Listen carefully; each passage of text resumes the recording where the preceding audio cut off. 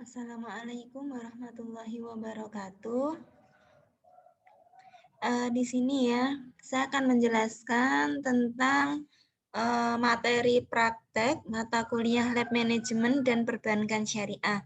Kita sudah memasuki materi praktek yang pertama, tapi nanti ini terbagi menjadi 2 pertemuan. Pertemuan pertama ini nanti saya akan jelaskan tentang materi dan contoh soal, sedangkan nanti ada penugasan di bagian akhir materi. Kemudian pertemuan pekan depan kita akan bahas ya dari penugasan tersebut, serta menambah analisa dari rasio keuangan. Karena nanti materi pada hari ini kita adalah rasio keuangan di lembaga keuangan syariah. Seperti yang materi sebelumnya ya, namanya lembaga keuangan syariah itu banyak sekali bentuknya, mulai dari bank syariah, koperasi syariah, BMT. Nah, di sini untuk analisa rasio keuangan, saya menggunakan sebagai latihan itu BMT karena itu merupakan saya rasa bentuk format laporan neracanya cukup simpel ya. Kalau bank mungkin banyak sekali format-format atau kolom-kolom yang mungkin sebagai pembelajaran awal terlalu susah ya. Jadi di sini saya menggunakan rasio keuangan itu menggunakan laporan keuangan BMT saja. Di sini tujuan pembelajaran, mahasiswa nanti mengetahui rasio-rasio apa saja yang ada di lembaga keuangan syariah, di sini BMT. Kemudian mahasiswa dapat menganalisa artinya apa, apakah itu baik, kemudian saran kebijakan bagi lembaga keuangan itu apa, dan lain sebagainya. Dan yang terakhir, mengetahui tingkat kesehatan lembaga keuangan syariah. Langsung saja di sini, untuk penilaian rasio-rasio keuangan, saya di sini menggunakan metode CAMEL ya, Capital, Asset Quality, Management, Earning, Liquidity. Nanti akan dijelaskan satu-satu. Di sini yang pertama dari kelima aspek tersebut, rasio permodalan. Jadi kita akan kupas lembaga keuangan dari rasio permodalannya. Rasio permodalan atau capital berfungsi untuk mengukur kecukupan modal yang dimiliki bank untuk menunjang aktiva yang menghasilkan resiko, misalnya kredit yang diberikan, serta mengukur besar kecilnya kekayaan bank atau kekayaan yang dimiliki oleh pemegang saham tersebut.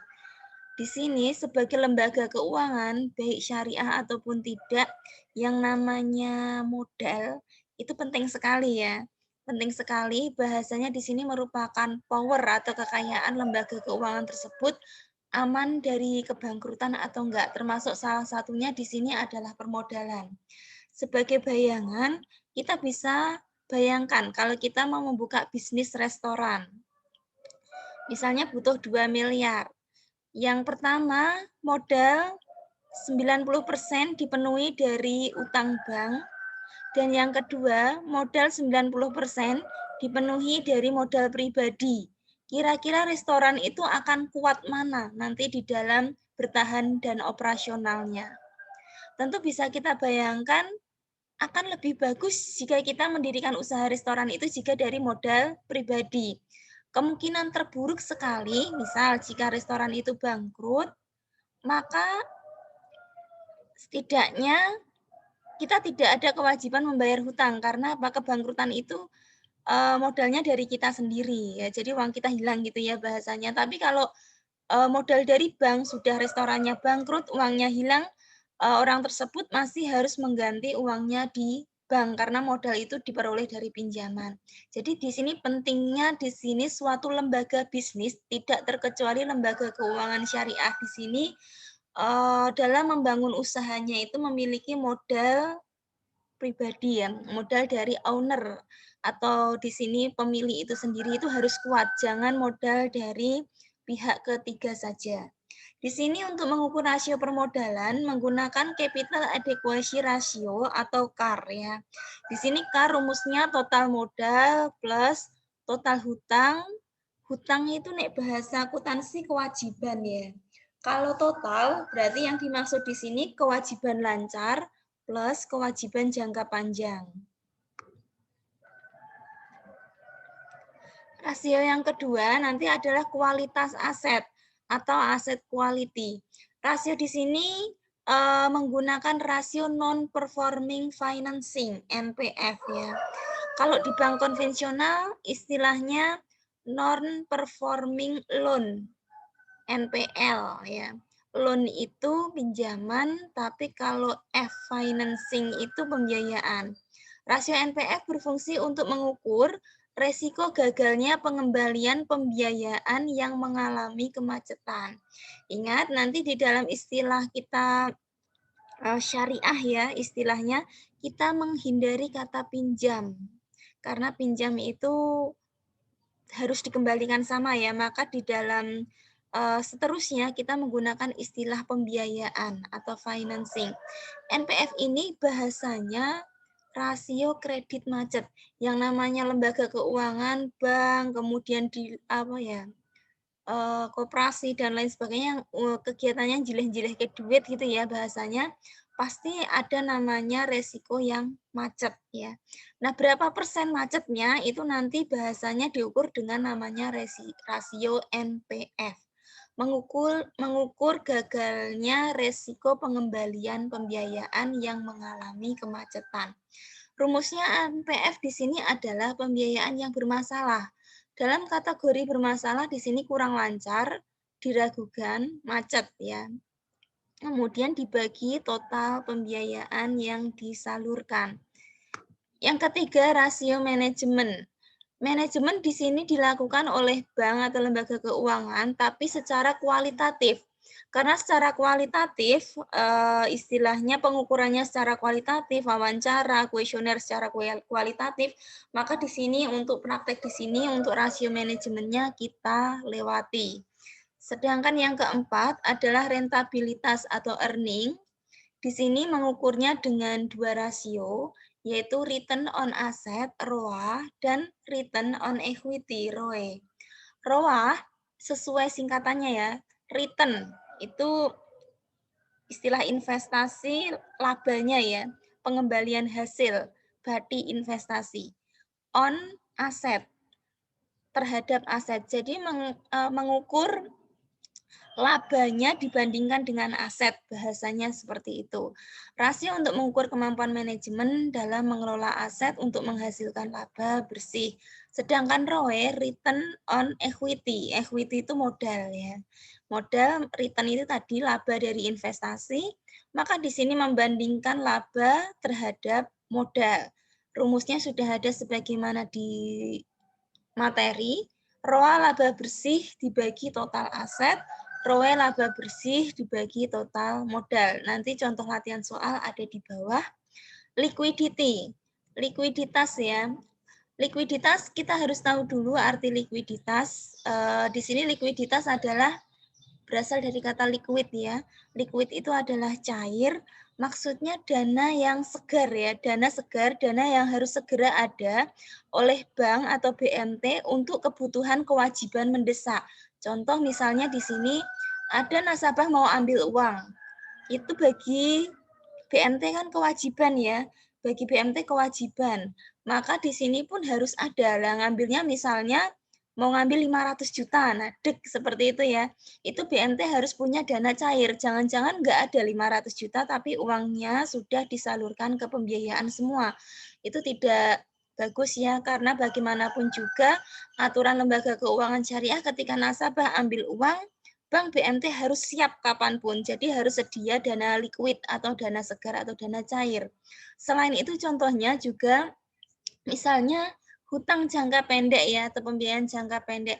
Misalnya mau hutang ke bank syariah yang lain dalam jangka waktu 6 bulan.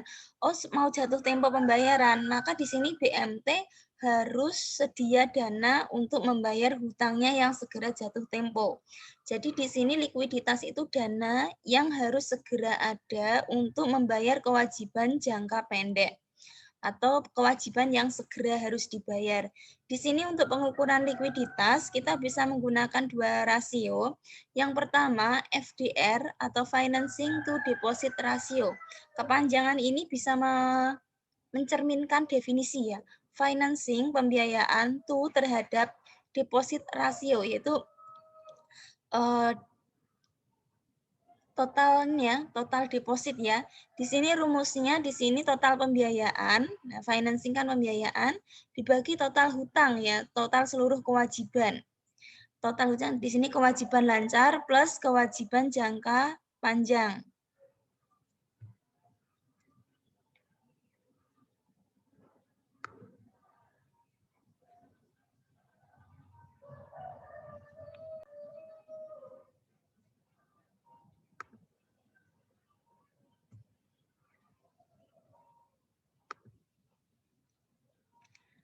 Kemudian pengukuran yang kedua di sini adalah menggunakan rasio kas atau RK ya.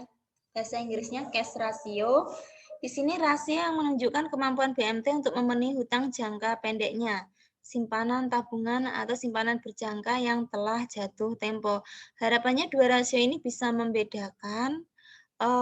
Kalau FDR itu bisa dibayangkan ya, kalau kembali lagi ke FDR, di sini rumusnya total pembiayaan. Berapa sih seluruh pembiayaan yang disalurkan oleh BMT dibagi dengan total hutang. Hutang itu di kolom neraca itu simpanan ya. Artinya misalnya simpanan Idul Fitri, simpanan sukarela, itu artinya apa? Itu BMT hutang duitnya nasabah yang nabung. Maka di sini kita bandingkan ya, berapa seluruh simpanan dari simpanan nasabah yang nabung atau total hutang dibanding penyalurannya ya, penyalurannya. Kemudian kalau RK itu berupa rasio likuiditas untuk jangka pendek seperti penarikan sewaktu-waktu, maka rumusnya RK di sini adalah kas plus bank dibanding kewajiban pun jangka pendek atau kewajiban lancar. Berikut ini ada contoh laporan keuangan diambil dari laporan keuangan asli BMT. Untuk identitas BMT saya rahasiakan. Di sini saya tampilkan. Kita membutuhkan dua bentuk laporan untuk analisa ini. Yang pertama neraca, sebagaimana kolom yang saya tampilkan. Yang kedua adalah kolektabilitas ya. Kolektabilitas itu kredit ya, pembiayaan mana yang lancar ngangsurnya, mana yang agak nyendet banget, mana yang amat yang sangat macet banget, kemudian benar-benar divonis macet, tidak bisa diharapkan untuk kembali. Kita ke neraca dulu, soalnya untuk analisa laporan keuangan kita perlu memahami juga kolom-kolom di neraca. Di neraca nanti ada biasanya ada aktiva dan pasiva yang balance. Aktiva nanti ada lancar dan aktiva jangka panjang ya. Aktiva lancar itu artinya apa? Kalau misalnya lembaga itu butuh dana sewaktu-waktu yang harus segera cair, maka di sini kira-kira berapa gitu ya. Di sini ada kas 3 miliar, di bank 2 miliar, di bank BDD itu 400-an juta. Jadi ada 5 miliar artinya di sini BMT SUB ya, Sejahtera Usaha Bersama ini untuk sedia dana kas cair ada 5 miliar. Kira-kira 5 miliar itu cukup enggak sih? Nah, nanti kita ukur apakah itu cukup, kurang, ataukah malah berlebih. Kemudian ada investasi jangka panjang, simpanan jangka panjang itu artinya BMT ini punya simpanan di lembaga lain, koperasi, tapi itu tidak bisa diambil jangka pendek. Misalnya mau deposito selama 3 tahun dan lain sebagainya itu jangka panjang ya. Jadi tidak terlalu bisa diharapkan cair segera. Sedangkan aktiva produktif di sini isinya merupakan penyaluran pembiayaan ya, piutang usaha lain. Ada juga laporan yang menyebutkan mudorobah musyawarah karena ini merupakan kolom berapa besar sih BMT itu memberikan atau menyalurkan pembiayaan kepada nasabah.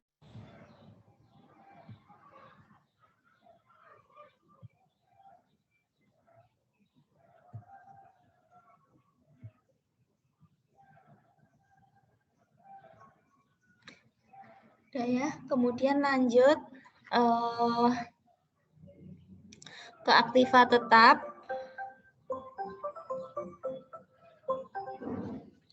Aktiva tetap yaitu di sini kekayaan BMT yang berupa aset tetap dan lain sebagainya. Kita langsung aja ke yang paling penting, kewajiban lancar sama jangka panjang. Ingat, kewajiban itu adalah hutang. Di sini kalau lancar itu adalah simpanan lancar berjangka pendidikan. Atau kalau biasanya kita nabung di